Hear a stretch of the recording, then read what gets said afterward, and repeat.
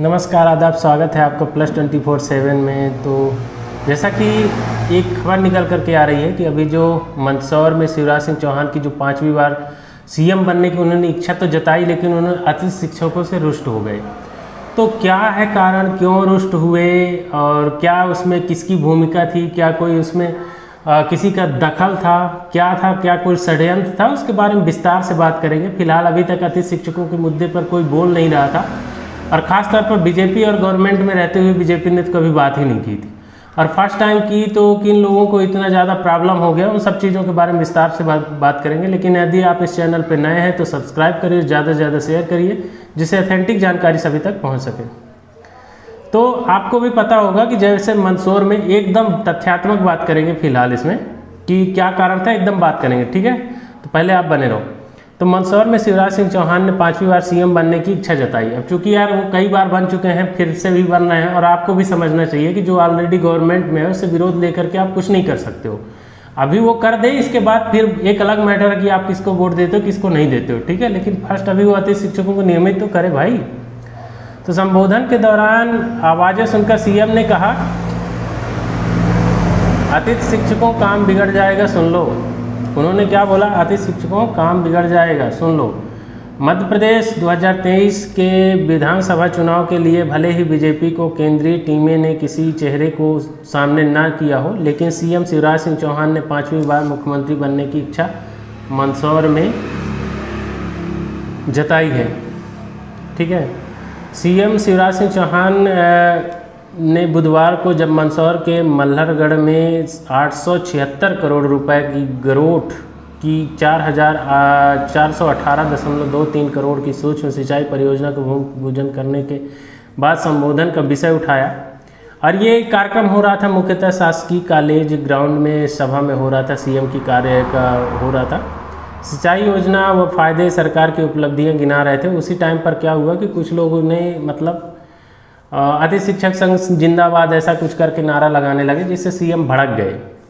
तो उन्होंने ये बोला था कि शिक्षक तलखियों व टोपी लेकर के नारेबाजी कर रहे थे। आवाज़ें सुनकर सीएम तल्ख आवाज़ों में बोला कि अतिथि शिक्षकों का काम बिगड़ जाएगा, सुन लो। संबोधन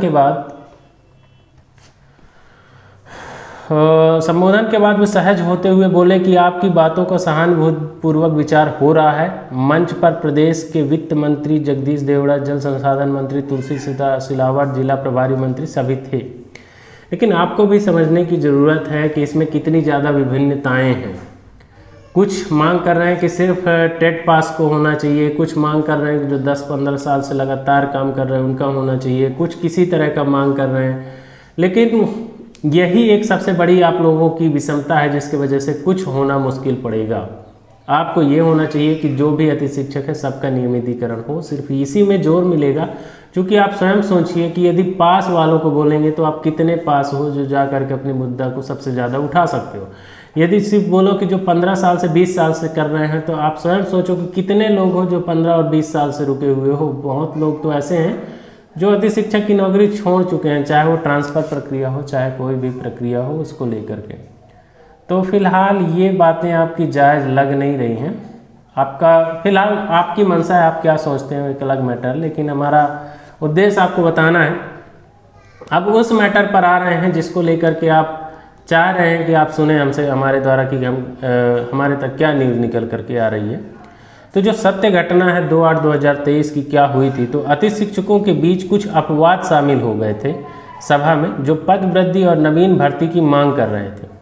उनको अतिथि शिक्षक मंच के वहाँ से तो भगा दिया गया, पर बाद में वो सभा स्थल में आकर के अतिथि शिक्षकों के बीच अतिथि की टोपी लगाकर चिल्लाने लगे, मामा जी समझे कि ये अतिथि शिक्षक ही हैं, और इससे उनकी गुस्सा जाहिर हुई। और गुस्सा देखो अब है क्या यार, कोई भी मंत्री आएगा, मुख्यमंत्री आएगा, सिर्फ एक मैटर को लेकर के नहीं आएगा ना, कई मैटरों को लेकर के आते हैं, ठीक है? अब इसमें मतलब क्या हुआ है, क्या इसका कोई समझौता हुआ, तो उसके बारे में भी बात करूंगा कि आखिर अतिथि शिक्षक संघ के द्वारा क्या निर्णय लिया गया और क्या बोला गया माननीय सीएम शिवराज सिंह चौहान को, तो इसके बारे में भी बात कर रहा हूं। माननीय मुख्यमंत्री जी जो अभी अपने मंडल के मुखिया हैं अतिथि शिक्षक संघ के, उन्होंने क्या बोला है उसके बारे में आप सुनिए।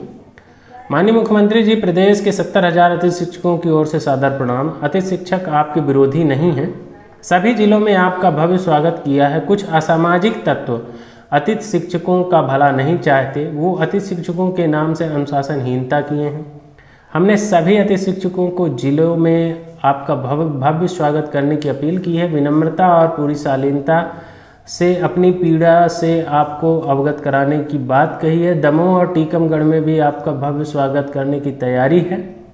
जिन्होंने कार्यक्रम बिगाड़ने का प्रयास किया है, जिला टीम से पता करने को कहा है।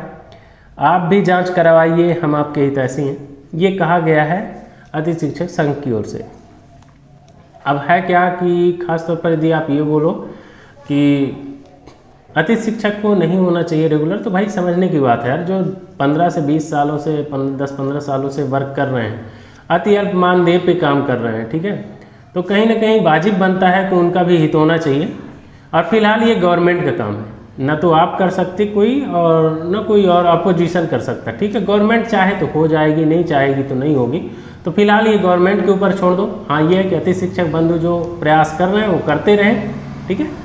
और आशा करते हैं कि जो भी होगा माननीय शिवराज सिंह चौहान के द्वारा पॉजिटिव ही होगा। तो मिलेंगे नेक्स्ट वीडियो में, तब तक के लिए जय हिंद, बहुत बहुत धन्यवाद, आपका दिन शुभ रहे।